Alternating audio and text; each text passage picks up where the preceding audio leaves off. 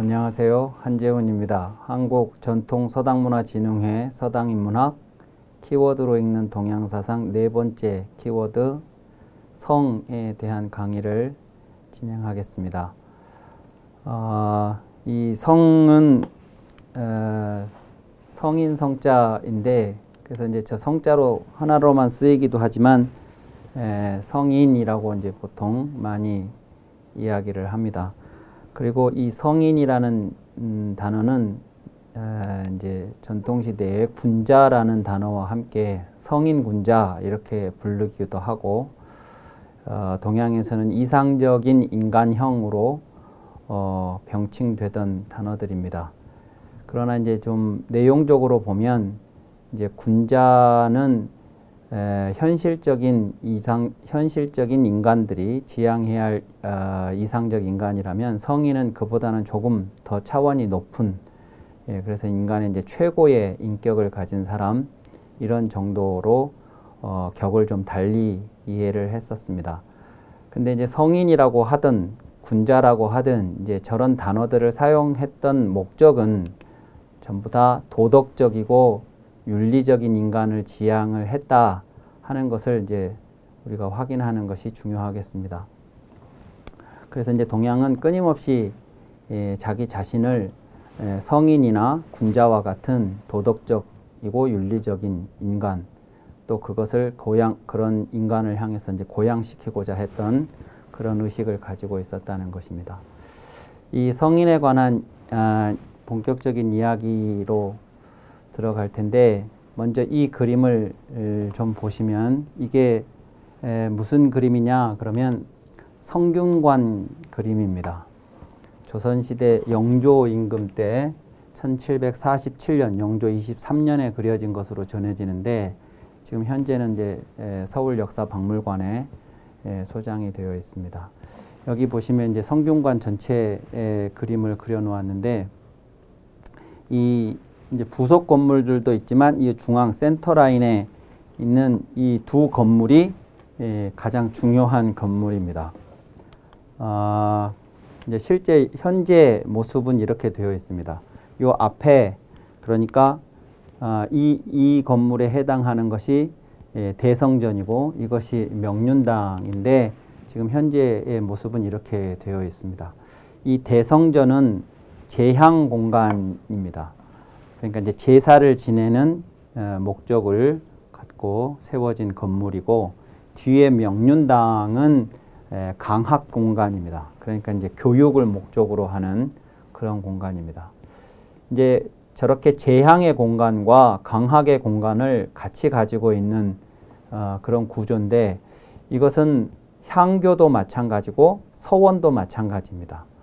그래서 교육 공간 안에 우리가 이제 흔히 학교라고 하는 전통시대 학교라고 하는 향교, 서원 또는 이제 최고학부라고 할 수 있는 성균관에 제향의 공간과 강학의 공간을 함께 가지고 있었다는 것은 이제 현재 우리가 학교라고 칭하는 그런 그 제도에서는 와는 비교될 만큼 이제 다른 그런 모습을 보여주고 있습니다. 그것이 이제 대단히 중요한 특징인데 제향의 공간과 강학의 공간을 같이 가지고 있는 의도를 좀 설명을 드려보자면 이제 요 제향의 공간을 이제 조선 시대에는 문묘라고 그랬습니다. 문묘라고 그랬는데 이렇게 이제 두 개의 건물을 같이 교육 공간 안에 같이 가지고 있었던 목적을 좀 설명을 드리자면 제사를 지내는 공간은 우리들이 지금 현재 이 성균관에서 공부를 하고 있다 그러면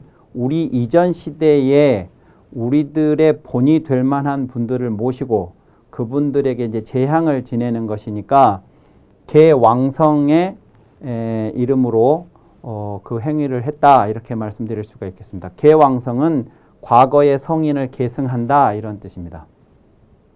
그러니까 이제 지나간 시기의 인물들을 모셔놓은 곳이고 이 강학의 공간은 지금 현재 스승과 제자들이 공부를 하는 곳이죠.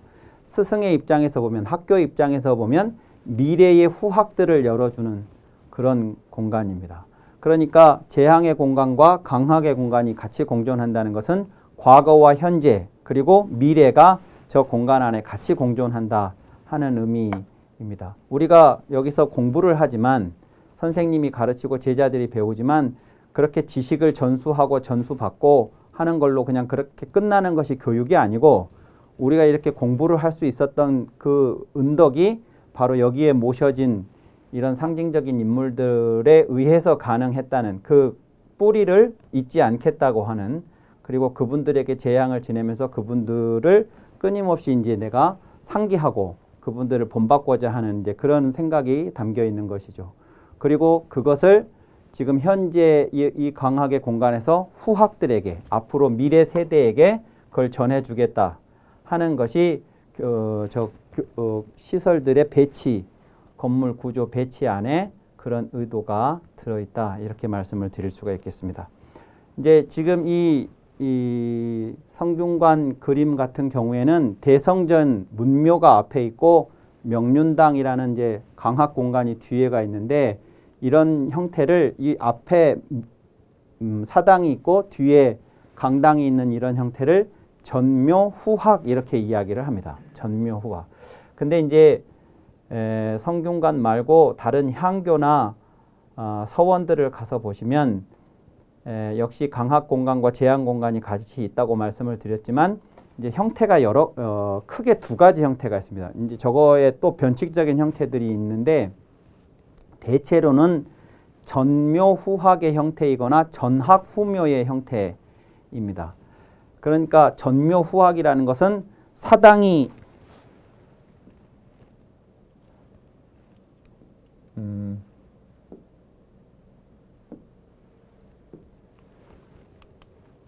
전묘후학이라는 것은 전면에 앞쪽에 사당 제항의 공간이 있고 뒤쪽에 강학의 공간이 있다는 뜻이죠. 여기가 이제 사당이 되고 여기가 이제 강당이 되겠습니다. 그러면 이제 이 사람의 입장에서 봤을 때 앞쪽에 사당이 배치가 되고 뒤쪽에 강당이 있는 형태가 전묘후학입니다. 그런데 이제 요 경우는 그것이 반대로 강당이 앞쪽으로 배치가 되고 사당이 뒤에 배치가 되는 형태인 것이죠. 그러면 이제 왜 이렇게 됐느냐? 그러면 그것은 지형에 따라서 그렇게 배치되는 것이 일반적입니다. 그러니까 이런 형태인 경우에는 평지의 형태일 때 이렇게 많이 합니다. 평지의 형태일 때는 사당이 앞에 배치, 그러니까 성현을 모신 곳이 앞에 배치가 되고 이제 교육을 하고 공부를 하는 공간이 뒤쪽에 배치가 되어서 이 사당을 높이는 것이죠. 앞에 배치함으로써 높이는 거예요. 근데 이제 이렇게 경사가진 지역에 그 향교든 서원이든 자리를 잡게 되면 사당을 앞쪽에 배치했다가는 이게 앞이기는 한데 이 지형상 봤을 때는 밑이 되겠죠. 그러니까 이제 사당을 밑에다가 둘 수는 없으니까 사당을 위쪽에다가 모시게 되고 당연히 이제 강당을 아래쪽에 모셔서 이 형태도 역시 이것은 앞뒤의 문제라기보다 이제 높고 낮음의 문제로 접근을 해서 역시 성현을 높이는 이제 그런 의식을 반영한 배치다, 이렇게 말씀드릴 수가 있겠습니다.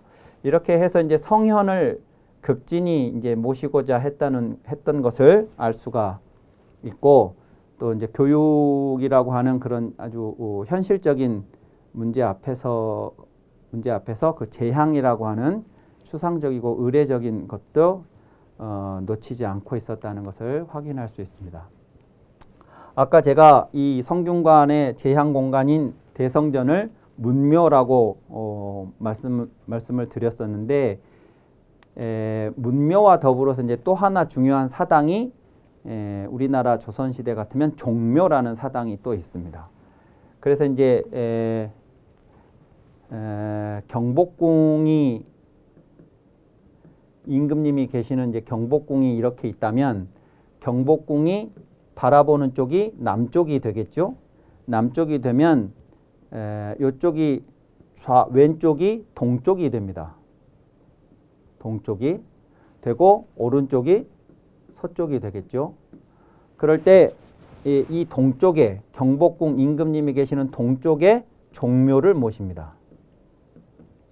그래서 지금 현재 종묘도 경복궁 왼쪽에 동쪽에 있습니다. 그리고 오른쪽에는 사직을 모시게 됩니다. 사직은 토지의 신과 곡식의 신을 모시는 제단이 이제 사직단이죠. 사직. 그리고 이제 종묘는 왕실의 조상들을 모신 곳인데 이 종묘의 오른쪽에 문묘를 이제 모시게 되는 거죠. 성균관이 이 오른쪽에 있죠. 그래서 좌묘 우직 우사, 좌묘 우사 혹은 좌묘 우직 이렇게 얘기합니다. 그래서 왼쪽에는 묘, 사당, 오른쪽에는 사직 이렇게 이제 되게 되는데 이렇게 배치를 이렇게 하고 이 종묘나 문묘는 그래서 이제 경복궁 왼쪽에 모시게 되는데 이 종묘와 즉 왕실의 조상들을 모셔서 제사를 지냄으로써 왕실을 안정되게 해달라는 이제 그런 염원을 하는 공간이 종묘라면 토지의 신과 곡식의 신을 모시고 백성들의 삶을 보호해달라고 하는 그 제향의 공간이 사직입니다. 그래서 왕실과 백성들을 이제 말하자면 그 보호해주는 신들을 모시는 공간이기 때문에 왕실과 백성들의 삶에 직결되는 공간 이 두 개가 상징적으로 나라를 의미하는 단어로 사용하게 되죠. 그것이 종묘사직입니다. 종묘사직 그리고 이제 줄여서 종사라고 하기도 하죠. 종묘사직을 한꺼번에.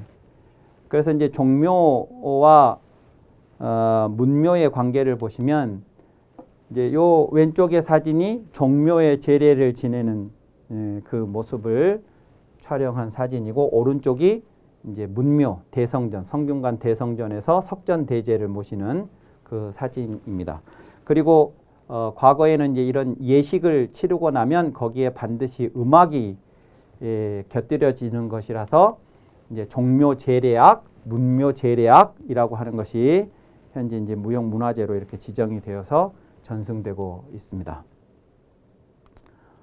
그 대성전 문묘 안에 들어가 보면 그 위패들이 이제 쫙 그 신위들이 모셔져 있죠, 당연히. 그러면 이런 이제 위패들을 읽는 방식이 있습니다. 읽는 방식이 있는데 맨 중앙에 모셔진 분이 주향입니다. 주향.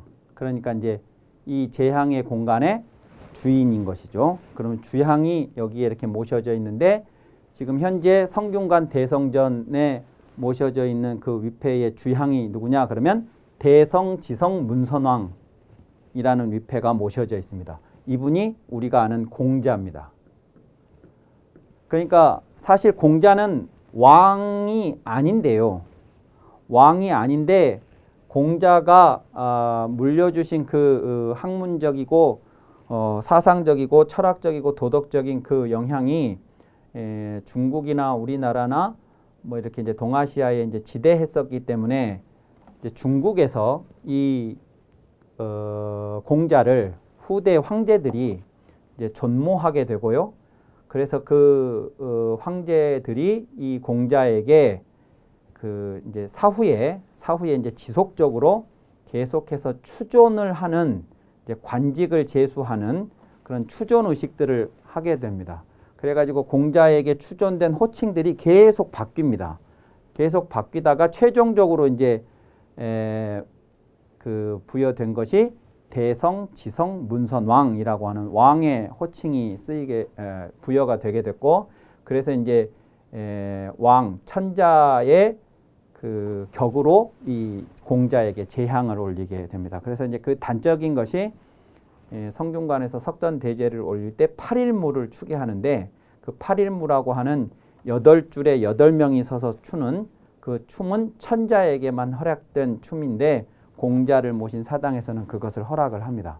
그래서 우리나라에도 매번 석전대제 때 8일무를 시연을 하고 있죠. 그래서 이제 이분은 이 주향은 뭐 이건 뭐 향교든 서원이든 다 마찬가지입니다. 주향은 항상 정면을 향하게 됩니다. 남쪽을. 그러면 이제 이분이 주향이면 이분으로부터 가까운 곳에 배치된 신위들이 이제 그분의 격에 가까이 있는 사람들입니다. 그래서 이제 대성, 지성, 문선왕 곁에 요렇게 이제 네 분 이렇게 이제 보라색으로 여기 칠을 해줬는데 사실은 전부 이제 나무 위패로 만들어져 있습니다.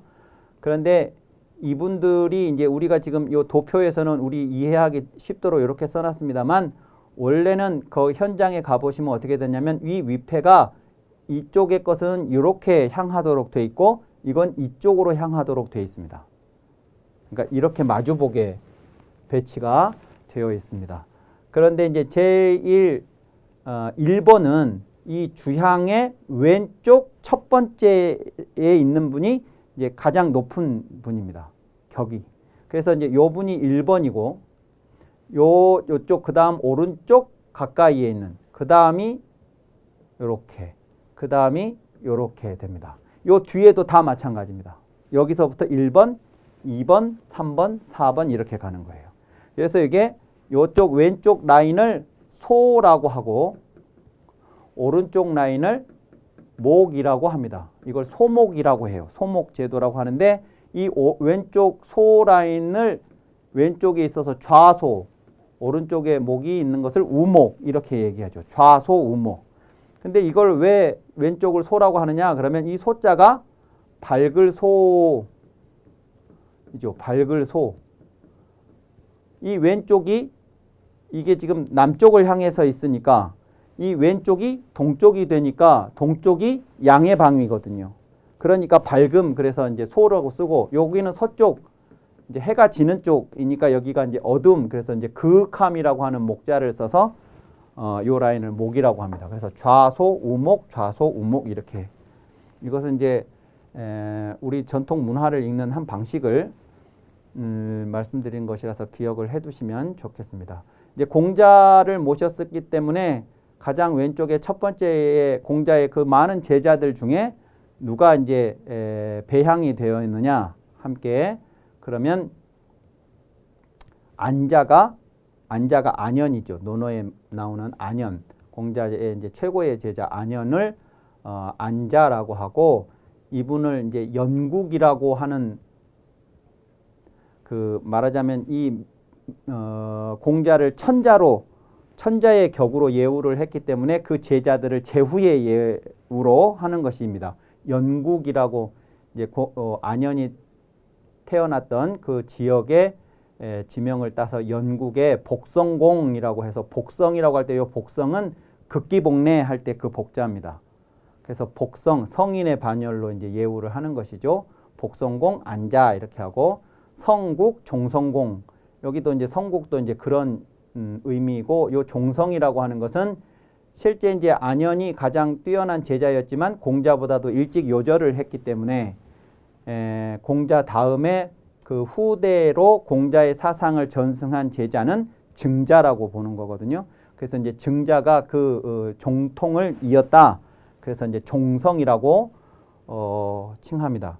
그 다음이 안자 증자 다음에 자사가 있는데 이 자사가 공자의 개인적으로는 손자가 되는 것이죠. 손자인 자사인데 이분은 이제 술성공 그래가지고 이제 자사가 지은 책이 중용이라는 책으로 전해지는데 이 중용이라는 책에서 그 계술하다 그러니까 이제 아버지나 할아버지의 업적을 계승해서 발전시킨다라는 의미로 요 술자를 쓴 것에 의해서 술성 할아버지의 사상과 학문과 정신 도덕을 이제 계승 발전시켰다 해서 술성 이렇게 이제 쓰는 것이고 맹자 그 다음에 이제 맹자가 실질적으로 공자의 사상을 계승한 뛰어난 인물이기 때문에 추국공 추나라 분이니까 추국 아성공 아성이라고 버금아자를 써서 아성 이렇게 합니다. 그래서 이제 복성, 종성, 술성, 아성 이분들은 전부 이제 공자는 대성, 지성이고 최고의 성인이라면 이분들은 복성, 종성, 술성, 오성에서 요 다섯 분은 전부 이제 성인의 반열로 예우를 하는 것입니다. 이제 그리고 그 다음 줄에 우리가 이제 공문십철이라고 하는 분들을 모시게 되는데 공문십철이 논어에 나오는 그 네 가지 이 과목에 대해서 덕행, 언어, 정사, 문학 하는 그 네 가지 이 항목에 있어서 덕행엔 안현, 민자건, 연배구, 중궁 이렇게 되는데 그 덕행 분야에 안현이 들어가는데 안현이 한 사람이 여기로 들어와 버렸기 때문에 9명만 남게 됐겠죠. 그래서 9명에다가 나중에 이제 전손사라고 하는 자장이라는 제자를 더 넣어서 10명을 맞췄습니다. 여기 이제 민자건, 안현 민자건 할 때 민자건이 민손, 그 다음에 염배구 할 때 염경, 그 다음에 중궁 할 때 염옹 이렇게 이제 세 분이 들어갔고, 그 다음에 언어엔 제아, 자공 이럴 때 요 단목사가 자공입니다. 그 다음에 정사엔 염유, 계로 할 때 염구와 중유가 요게 이제 자로죠.